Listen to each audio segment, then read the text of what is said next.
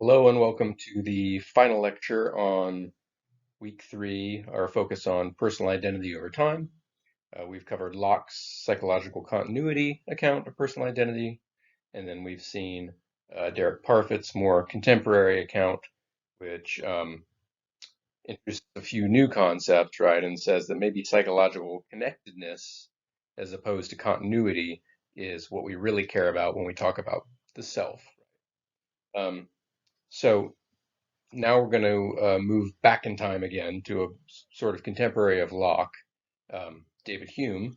And Hume tends to be sort of a skeptic about everything, right? So he has um, writes about causation and skeptical whether there's any such thing as causation. We'll see him later on laws of nature, and he has a very sort of minimal sort of account of what laws of nature are. So he tends to shy away from any sort of what we'd say thick metaphysical posits, and when you ask him what sort of stuff is there in the universe, he's gonna want a relatively short list, right? And he's in this passage, which you read, he's subjected the self to the same sort of like skeptical, uh, uh, I'm going to say criticism, what's the word I'm saying? Examination. So Hume starts with something that Locke said earlier, right? And Locke said that every thought or sensation, any conscious experience is accompanied by a sense of self, right? As of it's me that's having this, right? So whatever, taste an apple, and the experience is Locke claims of me tasting the apple, right? Everything is accompanied by it. It's me doing it. Now, Locke doesn't really offer an argument for that claim. He seems to think that it's just obviously true, right? Um, it's sort of one of his more basic premises that he builds other stuff off of, right? Um, and Hume wants to say, well, you didn't really offer an argument for it, and it's not at all actually obviously true to me that some sense of self, right, is always carried around with me with all my experiences. So a little background: Hume is an empiricist, as is Locke, right? What and as opposed to Descartes, who is known usually called a rationalist. So an empiricist says all of our knowledge comes from experience. It comes through the senses, right? Descartes said, no, we cannot actually trust the senses, or we have to do a lot of work to get to where we could trust the senses. And really, right, our basic knowledge comes actually from our own minds and from logic, right? So the empiricist tradition is different. Empiricists probably more sort of in line with contemporary thinking about this kind of thing. Yeah, if you ask the everyday person on the street, how do you know what you know? Well, yeah, through the senses, through experience, even sort of reports from others. I get them through my ears or through my eyes or whatever, textbooks and so on. Okay. So the empiricist story is every idea, right? All the content in your head, anything that's in your head came through the senses. So it began as some sort of impression on the senses. So you looked at a tree, right? And that impression gave you an idea of a tree, right? That you can recall if you want to think about trees, right? But it started out as a sense impression. Right? Um, and Hume says we don't have any sort of impression of a self. Now, obviously, you can see yourself in a mirror, right? But he's asking about something sort of deeper, right? What is the because as we've seen, right, the self is not necessarily just the body. The body changes and stuff, right? The self is supposed to be something that is identical across time. Now we've seen Parfit question whether identity is the right relation here, but now we're back with Hume and he's engaging with Locke. And so if we're talking about something that's identical throughout our whole lives that we would call our self, um, it can't just be your appearance in a mirror, right? Um, and he thinks there's not really ever any sensory impression of the self, right, of the pure self, right? Um, you don't see it, hear it, or smell it, right? So, um, and the reason he says, as I sort of just said, why we think that there's no impression of self is because, again, if the self is what's identical over time, then it would be the same thing all the time, right? Um, and we don't have any sense impressions that are the same all the time. The whole world is constantly changing, right? Um, So Hume thinks all we what we really experience, right, is this sort of parade of like changing impressions, right? You wake up in the morning and maybe you smell coffee and you have these visual experiences of moving from room to room, right? And you hear people talking and you watch this lecture and you have all this sort of all these various sense impressions throughout the day and throughout every day and throughout your life. And they're just constantly changing. There's no one single element that's the same throughout all of them.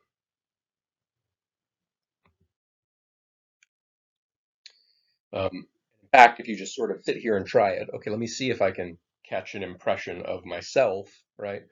Okay, what is my sense experience right now?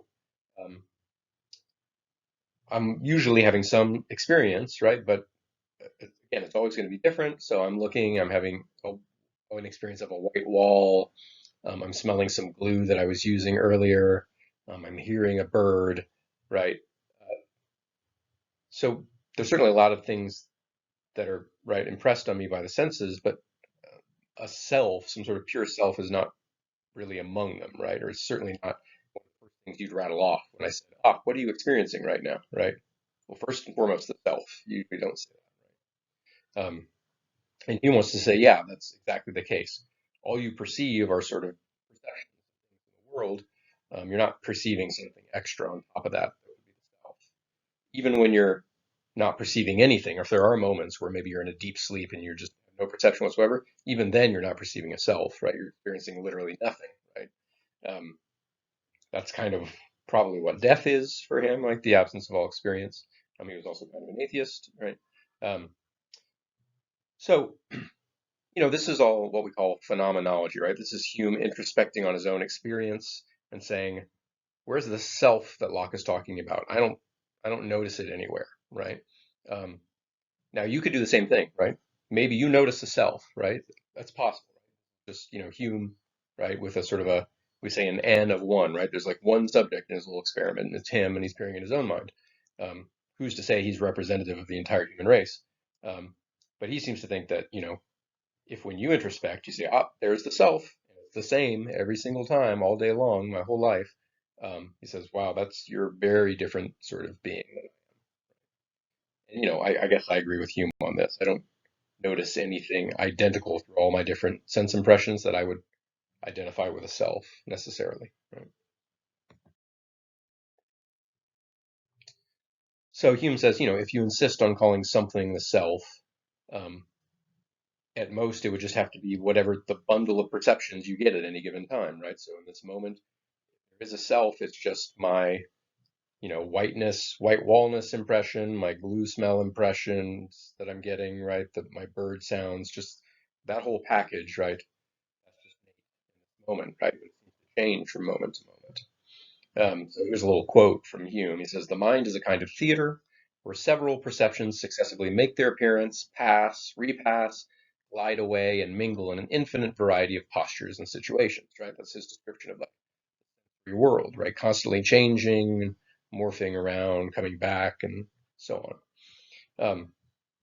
But even though he uses this metaphor of a theater, even that's a little too strong, right? Because there's not actually an audience, right, or a stage, or even a screen. Um, there's just the impressions. So for Hume, right, there's no self as sort of Locke conceives it, or as probably the everyday person in the street would conceive it. There's no sort of unifying thinker that's somehow the center of gravity of all these various perceptions. Um, he says at most there is the various bundles of perceptions. Right? All we Again, that's all we ever experience, and again, he's an empiricist, so any idea we would have of a self would have to come from experience, and so at most a self is just a bundle of experiences. So that's Hume's argument. It's fairly brief, right? But and, I mean, many people find it fairly compelling, right? Um, I thought it would be interesting to delve into a couple sort of Buddhist sutras that reach a similar conclusion to Hume. Now, it's not clear whether Hume was acquainted with Buddhism, right? But we can see some parallels nonetheless. Either he learned it at some point, or because this is definitely earlier than Hume, right? Um, or sort of these two traditions sort of like independently kind of came to the same view of the self. So these sutras, these are very fairly old, and often argumentation is slightly different in the Eastern tradition. So for us who are accustomed to the sort of Western kind of argumentation, it takes a little work, a little interpretation to sometimes sort of reconstruct the argument. And I'm certainly not an expert in this realm, so I'm doing my best to reconstruct these arguments. I only have a little more experience than you. There's people who are experts at this. This first one we're going to look at, the Pankavaji Sutra, and I maybe mispronounced that, right? Um, the sort of the argumentative strategy is to survey a few things that you might think you could identify with the self, concludes none of those could be the self, and then the implication is, well, then maybe there is no self, right? And no self is a Buddhist doctrine, right? So here's some of the things, right, that they check out. Maybe the self is this. So one is form, right? And I'm interpreting this as the body. Right? Are you your body, right? Definitely my body exists. So if we could just say, I just am my body, then we know what the self is, right? I mean, we've already seen in the past the problems with it. The body can change, and yet we want to say the self is identical across time. They have a different refutation of that. They say, well, look, if the self were the body, they say there would be no dis-ease, right? What do they mean by dis-ease? They seem to mean by that some sort that the body's sort of recalcitrant, or like fails to obey what we want, right? They say, oh, if the self was the body, then you can just sort of simply decide how your body should be, and it would just do it, right? So um, implicit in here seems to be the idea that the self may be associated with the will, right? Or it's some sort of pure thing that you can just totally sort of decide. It just is you, and it is sort of subject to whatever you want. And the body is not completely within our total control. Some control over it, but not the degree that they seem to think we have control over, right? Um, and similarly, they consider mental states. Okay, maybe you are your mind, right? Maybe you're your consciousness, which is what Locke think, right? Or maybe some other kind of mental state. Um, and they say, well, for the same reason, right? If you were your mind, then there would be no mental disease, right? You would have total control of your mind, right? Um, if that were you. And again, implied here is that whatever the self is, you seem to have total control over.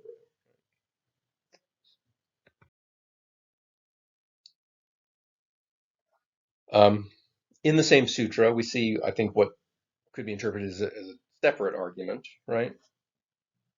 Also talking about form and mental states, right? Where we think of form maybe as the body. And they say, look, form and mental states are inconstant, but the self should be constant. And this is what this is what Hume was saying too, right? Well, if the self is identical over time, then it should be the same, right, every time you experience it, if you experience it. And here they're making the same assumption, right? This thing that is identical across time, it must be constant, right? It must always be the same. Um, and since your body changes and your mental states change, right, you can't be identified with either of those. There's also sort of a implicit in this, and I think this is maybe implicit in a lot of Buddhist sort of philosophy, right? There's these descriptive claims and also a sort of normative claim, and particularly in this sutra, they seem to be mixed together. So later they say, look, you should try to be free of inconstant, stressful things, right? And instead, you should identify yourself with something. Um, so you've got certain claims about this says, oh, the self is constant, and another claim that says, well, you ought to identify with something that's. These are two separate claims. One is about just the nature of the world, and the other is what you should do, right? Um, so these will give us different sort of conclusions, right? For sure, one would be a metaphysical conclusion, one would be sort of an ethical, normative conclusion, right? Telling you what to do.